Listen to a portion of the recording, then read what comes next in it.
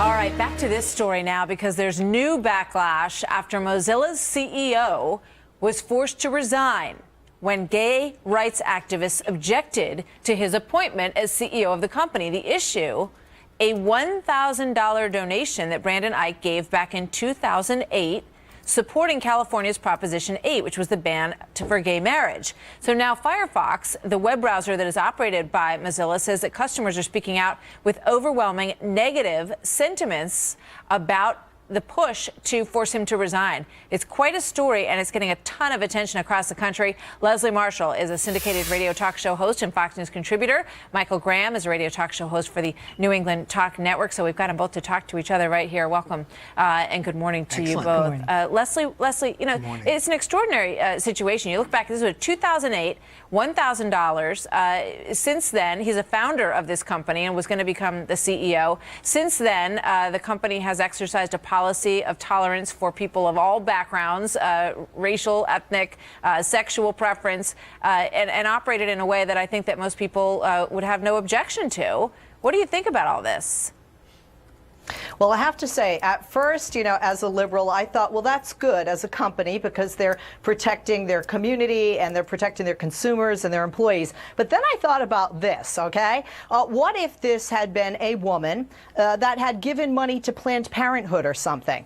And quite frankly, although Mozilla has the right as a private company to do this, even though I am a liberal Democrat, I really wish they hadn't.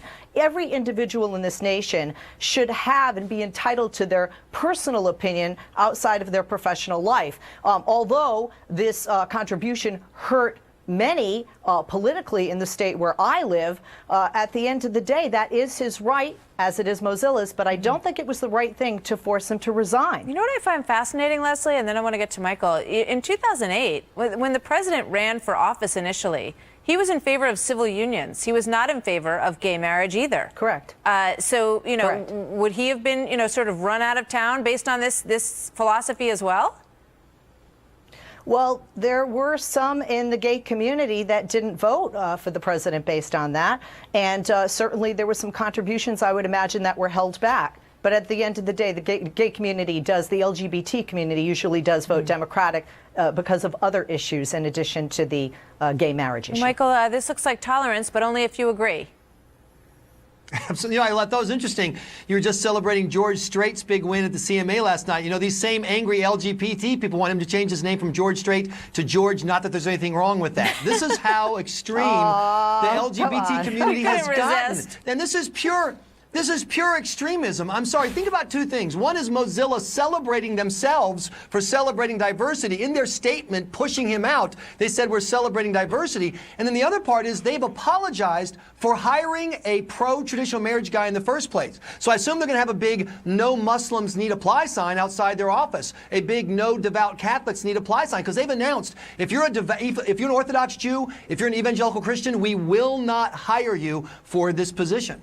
Really? Of course, because they've said, we apologize for hiring him in the first place. That was a mistake. I mean, you know, they're getting a ton of backlash, and it's not, I don't think, Leslie, what they expected. I mean, people saying they're going to, you know, dismantle Firefox from their computer systems.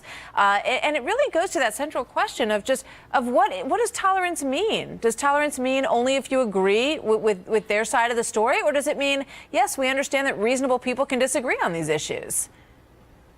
Well, it's also as a private company who has employees, as every company does, with private lives. There's a difference between somebody showing up on Fox News Channel and talking about Prop 8 and making a contribution and having a personal feeling. This man, in his position, stated that he would treat everyone equally and that he would uphold the practice by Mozilla for same-sex unions to have the benefits that those who are men and women and who are married have.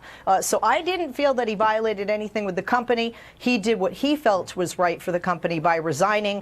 Whether that was forced or it was a mutual decision, we weren't in the room. But I do think that many of these Silicon Valley type companies do live in a different world to a degree, as many would say we do here in California, than the rest of the country. I would imagine they would have never done this if they had known and been clairvoyant and seen the fallout that would have come from their consumer base. People use their products all across the country, it turns out, and some of them are really not too happy. Michael, thank you very much. Leslie, always a pleasure. Thank See you you guys soon.